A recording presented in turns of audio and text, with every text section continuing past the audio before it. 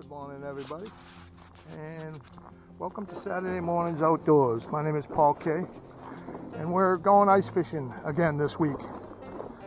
So I saw some open ice on the other end of this lake, but this cove should be all right. We're going to check it out and see how it goes. Stay tuned, see if I live or if I died. Let's go. All right, so you can see way off in the distance on the skyline and that end it is open. But over here, it's not exactly clear ice, but it looks like it's safe ice. I'm going to do some spudding, and we will see how it goes. Seems about 5 inches, so it should be safe in this area. This isn't exactly the strongest ice, but it's 5 inches of this ice.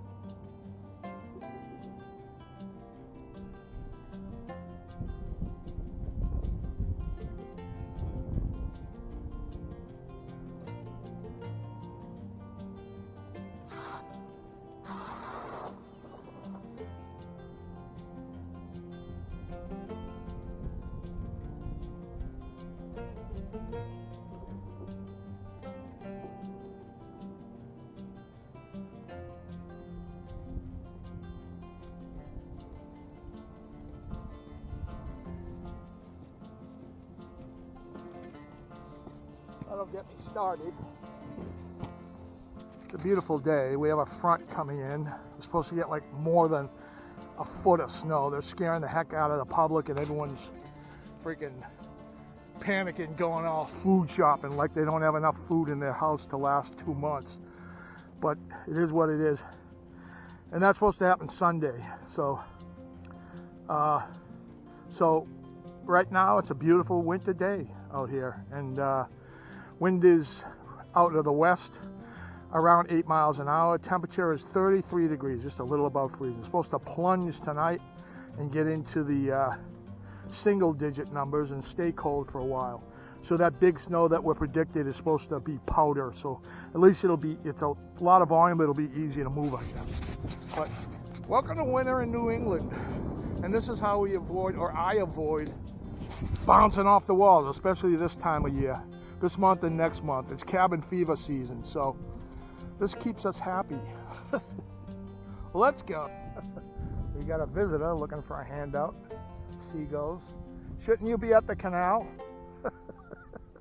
I think the trash fish that the ice fishermen just leave out here, they clean up on.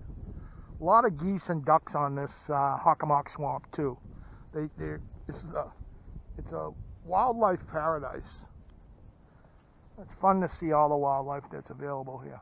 So my ice jigging setup as usual, ultralight pen, 4-pound test, and ugly stick, and Rapala swimming jig. But last week it was so bitterly cold that the metal on the tip of my ugly stick, whoop, there was a bite, I don't know. It was probably a 15-year-old rod. I've been using it every year for 15 years, and ice fishing and trout and whatever, bass, everything. You know, just use it. But I think that because it was so cold, the tip of the tip up busted. So on that particular rod, like it broke. One of the piece of wires broke on it. So I'm gonna have to replace the tip. Meanwhile, this is a brand new one that I had. It's not brand new, but it's a backup. It's new, but I've never used it, and I always have a backup ready just in case. Just like last year when I got spooled by a bush, my line got hung on the way into the fishing hole ice fishing, and I didn't notice it, and it pulled all the line off. Total moron move. But when I set up everything, drilled the holes, ready to fish, and there's no line on my reel, and I had to go to Walmart. So bottom line is always have a backup rod and reel to back you up, because crap happens out here, and you make all the effort and get all the gear together to get out here, and something happens with your rod, and if you only have one, you're out of luck.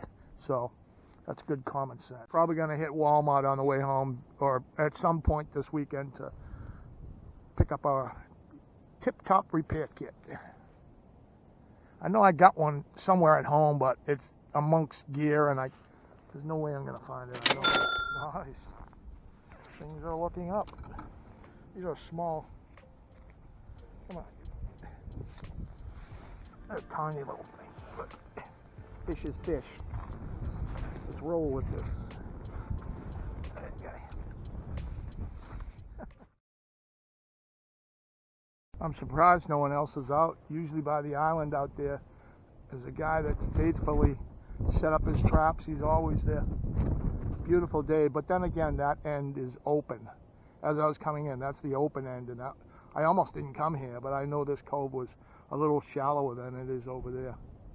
But if you look on the Division of Fisheries websites, all the major lakes in every area in the state, and all states for that matter, I believe, they're really getting cool features on their websites. For instance, bathymetric maps, which show the deepness of each lake, significant lake, and gives a species of fish, the regular stuff. But now they got this thing, if you turn your phone on, using the map, just a simple phone, and you have your location turned on in the phone, it'll show exactly where you are on the lake. It's kind of like a sonar unit is with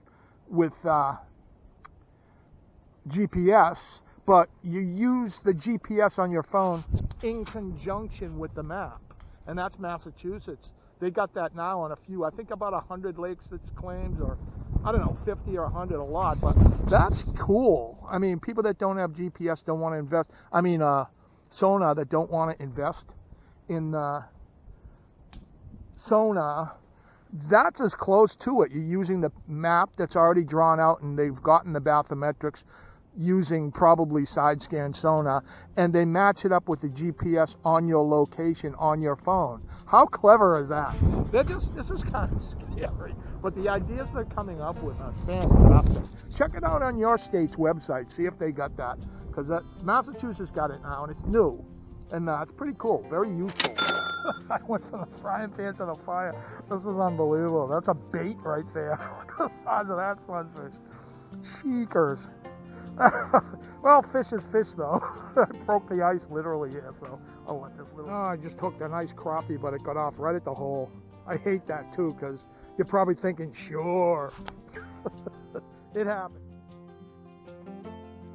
So I just wanted to show you a little remedy that I come up with. This is a swimming wrap. These are like $8, $9. You know, they're expensive. They have a hook on the front, a hook on the back, and a tiny treble hook in the middle. And they work great, but the problem is when you put them in the car and you reel this up, I don't want to retie, my fingers are frozen and everything, so I reel it up to the tip to move to a next spot. And they hang on everything. They hang in the car seat, they hook on your pants. Those hooks are so fine that they just hook everything, and if you pull on them, it's not exactly the strongest hooks. You're gonna wreck them. So what I've come up with, maybe they make these commercially, but take a piece of heavy tin foil, right? You probably know where I'm going with this, and just cup the thing, right? And then just put it on your rod like that and kind of mush it down, and that'll save everything. And it really works. You need kind of thick tin foil, but they probably make something commercially, but that saves the hooks on that, and it saves you 15 minutes of wasting your time on hooking the thing from everything. It hooks everything except fish. No, it works well. It's a great lure, but I don't know. Hopefully this can help. So I was there for about three and a half hours, and hooked one nice crappie. Couldn't get it through the hole. Came off at the hole, and Had another bite but didn't land it, but they're just not biting here. I'm going to try another spot. See that now loading up in the car? Normally, you just whisk by that and it's hooking on that and it's ripping everything up. There's holes pulling it out. That tinfoil stuff really works. Pretty good remedy to it. Maybe they make something commercially, but I don't know. I don't know about it. Now this is the area that's been open. I was gonna call it on that lake, but the cove is generally a lot shallower, so the ice will be a lot. Well, I'm in a totally different place, and so much for Plan B. There ain't even like an inch and a half of ice here. It might be all right over there, but I'm not gonna chance it. There's an old Irish saying, the name's Tucker, not Sucker, so there's about an inch here. That'll be it for this edition. That's ice fishing, bro. It was good for 2 weeks. We're still in 2 weeks in January rather, and plenty of time to make more ice. It's gonna get to be single digits tomorrow and the next day, so hopefully there'll be ice next week, but that'll be it for this edition. And my name is Paul K. Please like and subscribe. That's fishing, and it's beautiful out here. It beats bouncing off the walls. See you next week, guys. See ya.